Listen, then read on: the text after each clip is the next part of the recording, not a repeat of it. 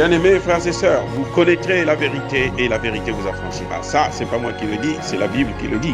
Mais moi, je vous dis mieux. Vous connaîtrez la vérité historique, notamment celle de vos ancêtres kémites, et vous aurez une vision globale de ce que c'est que la vraie souveraineté politique. J'ajoute, vous reviendrez à la spiritualité africaine ancestrale et vous comprendrez les enjeux de l'indépendance économique. Et pour terminer, vous accepterez votre identité culturelle kémite et vous obtiendrez deux choses. La première, c'est la paix. La seconde, c'est le développement, à une condition. L'unité de toute l'Afrique noire, l'unité de tous les Noirs du monde entier. Ok à tous, bienvenue sur la chaîne des panafricanistes par essence, par conviction et par excellence. C'est des citoyens kémites par nécessité et obligation de combat. Nous sommes une chaîne qui n'est guidée que par nos ancêtres et rien que par les ancêtres qui appartiennent à l'égrégore du monde noir. Par conséquent, nous ne croyons en aucun Dieu venu de l'étranger. Toutefois, cette vidéo n'est aucunement destinée à inciter à la haine ou à la violence, car nous menons un combat qui est d'abord et avant tout spirituel, intellectuel et démocratique. Ensuite, il est politique, géopolitique et géostratégique. Contre l'impérialisme, le colonialisme, le néocolonialisme et l'endocolonat, qui sont tous qualifiés de crimes contre l'humanité.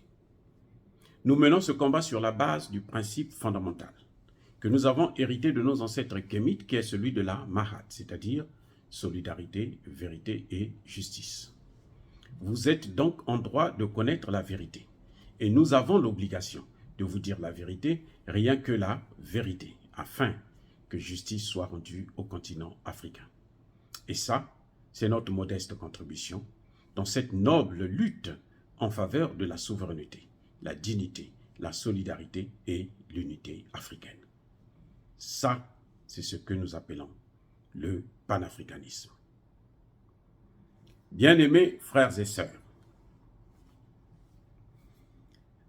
nous allons parler d'un sujet qui est spirituel,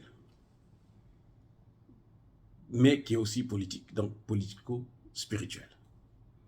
C'est celui du pardon. Vous savez, l'Afrique a subi l'esclavage, la colonisation, le néocolonialisme. Et maintenant, les puissances occidentales sont en train d'occuper l'Afrique. Cette fois-ci, c'est pour certainement massacrer tous les Africains et puis prendre les terres et les matières premières, puisque c'est la seule chose qui compte pour eux. Ils vivent seulement pour leur bien-être, pour avoir toutes les richesses du monde. C'est pour ça qu'ils vivent. Mais que doivent faire les Africains? On a vu que les Africains ont commencé à établir des relations avec la Chine, avec la Russie, et les puissances occidentales ne sont pas contentes. Elles se révoltent, elles agissent très méchamment. Elles se disent, nous n'avons pas le droit de changer de partenaire, ce sont des partenaires historiques. Ils ont un terme formidable. Nous sommes vos partenaires historiques. Ils ne disent pas que nous sommes les premiers partenaires, nous sommes venus avant les autres et nous vous avons toujours torturés, et nous avons toujours détruit, nous avons toujours baisé la gueule. Non, non, non, ça ils ne disent pas. Ils disent que nous sommes les partenaires historiques, donc restez avec nous. Ces mêmes occidentaux-là, ce sont eux qui nous ont amené la Bible. La Bible, hein. Vous comprenez? Écoutez bien. Ils nous ont amené la Bible. Ils disent, voilà la loi, voilà la voie pour entrer au paradis. Quand vous observez le contenu de cette Bible, quand vous lisez la Bible, vous lisez les scénarios qui ont été élaborés dans cette Bible, à un moment donné, quand j'ai lu ça aujourd'hui, je me suis dit, mais attendez, ces gens-là, ils se moquent de nous. On nous dit, il faut pardonner. On doit pardonner pour l'esclavage. On doit pardonner pour... L'esclavage, c'est 500 ans. 5 siècles. Je ne compte pas l'esclavage arabo-musulman. On doit pardonner pour la colonisation, on doit pardonner pour le néocolonialisme, hein, qui leur a permis de massacrer tous les leaders africains comme les Patrice Lumumba, les Thomas Sankara, ainsi de suite. On doit pardonner aussi le fait qu'en ce moment, ils sont en train d'occuper l'Afrique. Ils avaient occupé le Mali a pu s'en sortir. Ils ont occupé le Burkina Faso est en train de se battre pour s'en sortir. Ils ont occupé le Niger.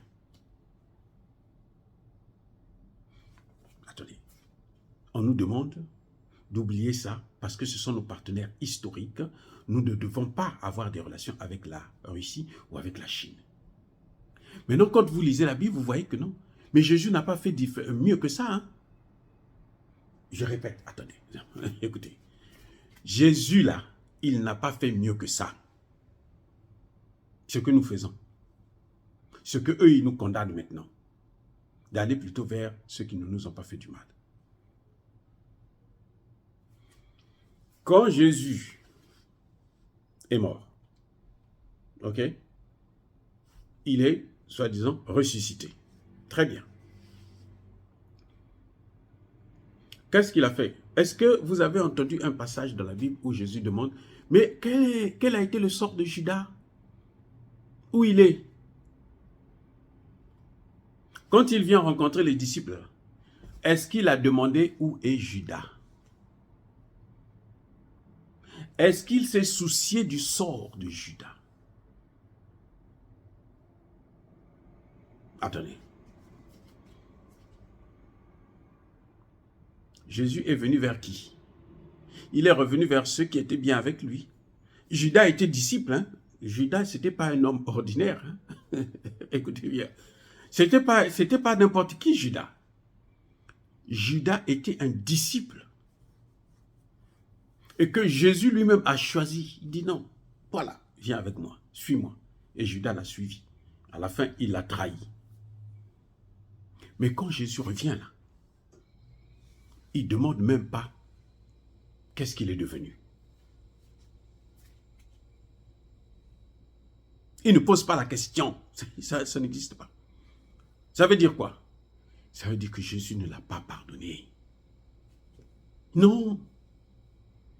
Ou s'il a pardonné là, maintenant tu restes loin de moi. Parce que je ne veux pas que tu fasses encore un autre coup. Jésus, ça c'est Jésus, hein, le grand Jésus là. Un autre cas, toujours avec Jésus. Jésus il est mort comment? Il a été crucifié. Je répète, Jésus a été crucifié. Ce que dit la Bible. Mais quand Jésus revient là, il revoit. Il ne demande pas. Il ne va pas voir ceux qu'il avait crucifiés. 3 jours après, 3 jours seulement, c'était pas 10 jours. Hein. 3 jours, 3. 1, 2, 3, 3 jours. 72 heures après. Quand Jésus revient là, il ne demande pas, il ne cherche pas à aller voir. Il n'est même pas parti là où on l'avait crucifié. Il a fui l'endroit. Attendez, écoutez bien. Jésus n'est même pas parti là où on l'avait crucifié.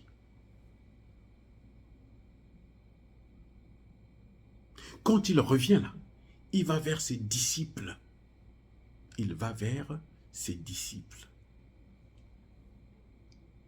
Il pouvait aller parader parmi ceux qu'il avait crucifiés pour dire, vous m'avez crucifié pour rien, mais voici. Non, il est allé vers ses disciples. Au point où ceux qu'il avait crucifiés, il y en a qui n'ont jamais cru qu'il était ressuscité. Alors le pardon, c'est quoi? Pourquoi nous, on nous impose qu'on doit continuer à vivre avec ceux qui nous ont toujours fait du mal?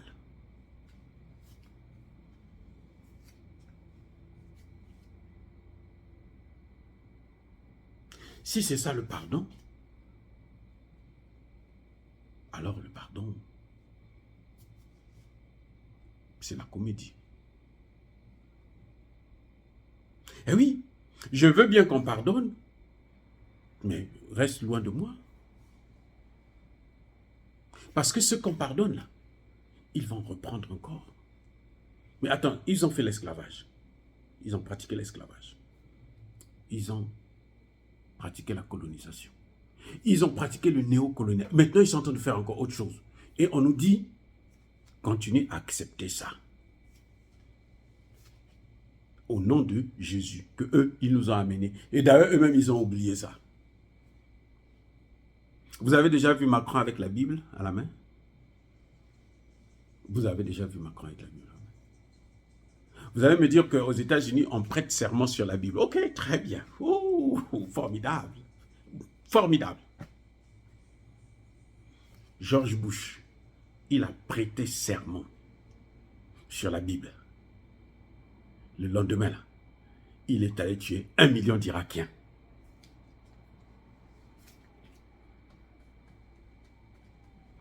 C'est pas, ça, ce sont des faits. Vous regardez bien, vous allez voir. Barack Obama, un noir, hein? Ça c'est plus un blanc, un noir. Il a prêté serment sur la Bible. Le lendemain, là, il est allé destituer, comment vous l'appelez, Laurent Gbagbo. Il est allé tuer 250 000 Libyens avec Hillary Clinton. Le pardon, c'est quoi? Et vous voulez que les Libyens, un jour, quand ils ressortent de là, quand ils arrivent après plusieurs années, parce que là, la crise, là, c'est pas pour demain. S'ils arrivent à sortir de là après plusieurs décennies, ils vont dire que, oh, les États-Unis, c'est notre partenaire historique, nous devons continuer à marcher avec eux. Et le jour qu'ils vont encore prêter serment sur la Bible, et puis venir nous couper les têtes, on va continuer à donner les têtes de nos enfants. Non, non, non, non. Il y a quelque chose qui ne va pas. Il y a quelque chose qui ne va pas. Partenaire historique, oui. Partenaire historique de la souffrance.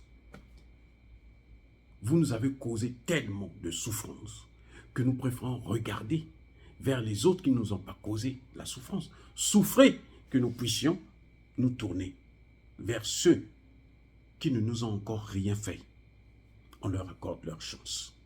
Et ça, c'est la Russie, c'est la Chine, c'est l'Inde, c'est d'autres pays. Dire cela, c'est inciter à la haine ou à la violence. Non, non, non, non. Je prends des exemples et des faits qui sont là devant nous, que nous devons tous analyser. Regardez-les. Oh, bien-aimés frères et sœurs, je persiste et je signe. Soyez bénis, abondamment bénis par le Dieu des Kémites. Et que tous ceux qui persécutent le continent africain, tous ceux qui le déstabilisent, tous ceux qui le pillent, tous ceux qui le ruinent, qu'ils soient noirs ou qu'ils soient blancs, que notre Dieu des Kémites, que nos ancêtres angélisés puissent les punir, les maudire, les détruire, les neutraliser, les effacer. Vive l'Afrique éternelle, j'ai dit et j'assume.